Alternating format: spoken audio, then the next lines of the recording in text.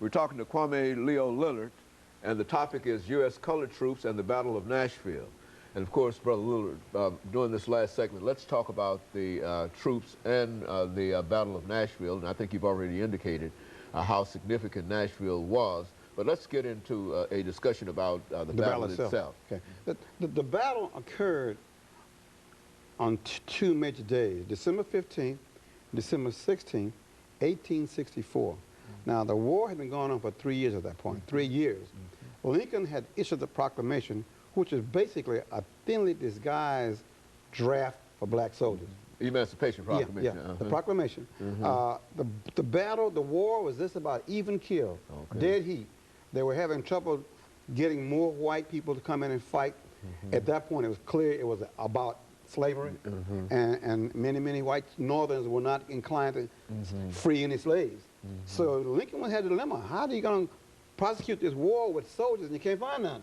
So he had a ready, ample supply of 200,000 strong, you know, excellent shot black men in the South who knew how to hunt, who knew hard labor, who knew how to fight. So he was able to recruit through the Emancipation Proclamation to about 200,000 black soldiers to win the war. But therefore, by 1864, it was clear he had an ample supply to go ahead and defeat the Confederate Army. In Nashville, the battle had gone from Chattanooga to Murfreesboro to Franklin and finally to Nashville. So Nashville was the final crowning battle. And unlike the other battles, it didn't happen in the field. It didn't happen like Gettysburg in the middle of nowhere. It happened right inside the city. Very significant. And you could see that the way the battle lines were shaping up on December 15th, that General Thomas was going to use black troops to break the major strong point of the Confederates. Of course, at that point, black men was expendable. But that's what the black men did. They used their bodies at near the fairgrounds here in Nashville. Cannon fodder, they call them. And the most horrendous slaughter occurred where Overton High School is, where Peach Orchard Hill is. There is a marker there right now on Peach Orchard Hill, right there at Harding Road and 8th Avenue. I encourage the people to go see that marker, because that's where black men were slaughtered, and finally they broke the whole back of the Confederate Army. And on December 16th, the white troops came in and mopped up what was left of the Confederate positions about Shies Hill, in the Green Hills area. At that point, the Confederate Army ran down Franklin with black troops pursuing them, and they finally, that army was disbanded in January, a few months later. And of course, we all know in April, by that time, once the Battle of Nashville was lost, Lee had no reinforcement in Virginia. So the two major battles were, at that point, Sherman had marched all the way through Georgia. There was no resistance left in there. The only fighting army was Confederate Army in Tennessee and a ragtag army in Virginia. Once the Tennessee army was defeated by the black soldiers, then Lee had to surrender. Nashville, on December 15th and 16th, was the breaking point. And we were the major reason with our blood that we broke the Confederate Army in Nashville on December 16th and 17th. And we lost more black soldiers died than died on either side of the Union or Confederate White Army. In other words, we suffered more casualties in 3 regiments than the entire 4-day battle had on either side of the Union or Confederate Army. You know, a lot of folks don't seem to understand how very significant, excuse me, African-American participation was in this war. Speak to that again. Well, it's something that until Clinton came into office, it was never recognized.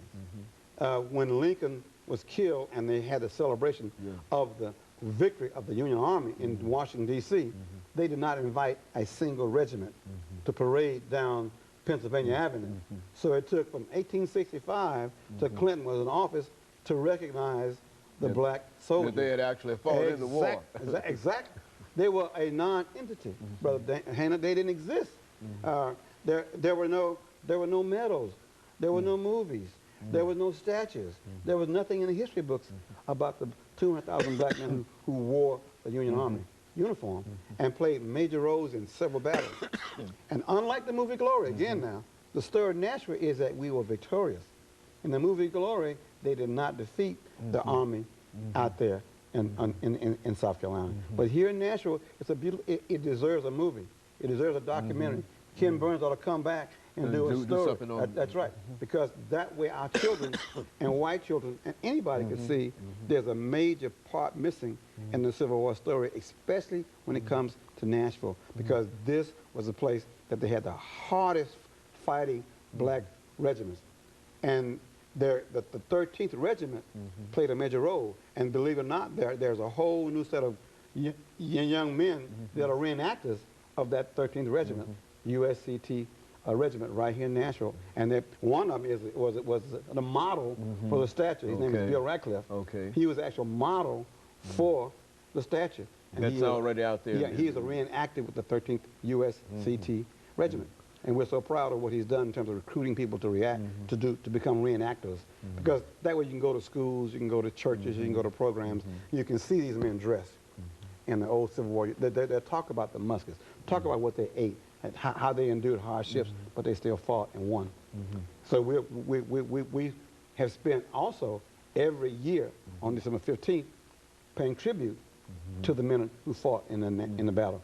We've never missed a year since '79. Very good. Go and talk about that activity, some of the people that were involved in that kind of early recognition. Mr. Kelso has gone on, and James Marsh has gone on, helped us put this tribute together every single year on December 15th. No matter what the weather is, we're at the cemetery at 12 noon on December 15th. That commemorates the Battle of Nashville.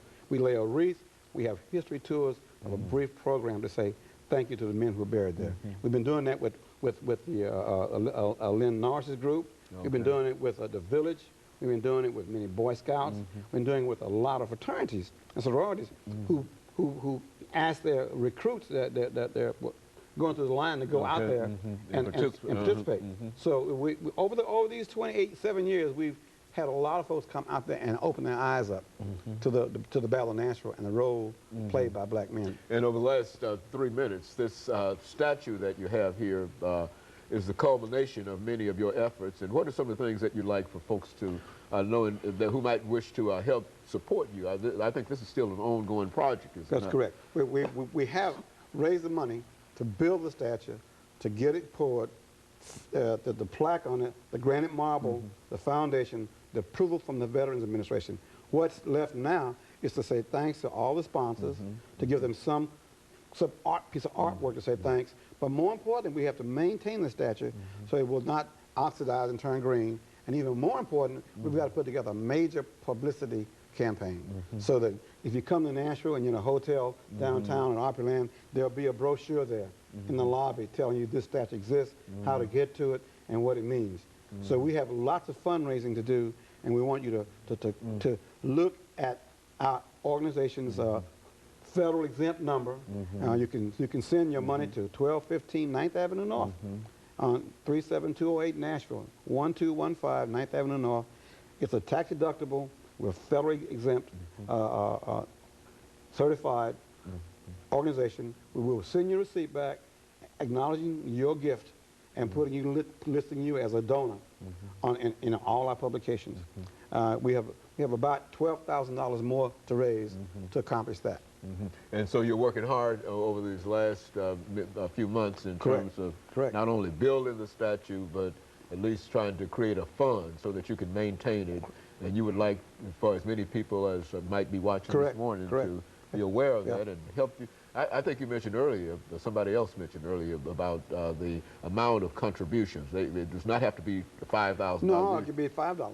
It could be $5. Anything that they wish to give. That'll help us pay a lunch to a Boy Scout to go out and polish the statue up. Twice a year, you've got to put this special polish on that bronze. Otherwise, it turns an ugly green. And even though this is talking about St. Patrick's Day or whatever, we don't want to turn green. We want it to be nice and bronze for as long as we can keep it bronze. And we also want people to come out there and visit the statue. We deliberately made it a low statue on a very low pedestal so you could touch it. And the artist was Roy Butler, and we were proud of what he did. And the model was Bill Radcliffe. But we have lots of folks like Miss Ursery, Lynn Norris, people who helped me for over the years pull this off. Very I want to good. say thanks to them. Very good. And of course, Brother Lillard, thanks to you for your effort in reference to this, because I know personally that you've been involved in not only this, but African Street Festival and a large number of other things, and we want to thank you for that. And of course, let me encourage our audience to tune in again next week for another informative edition of Comments. Thank you and good morning.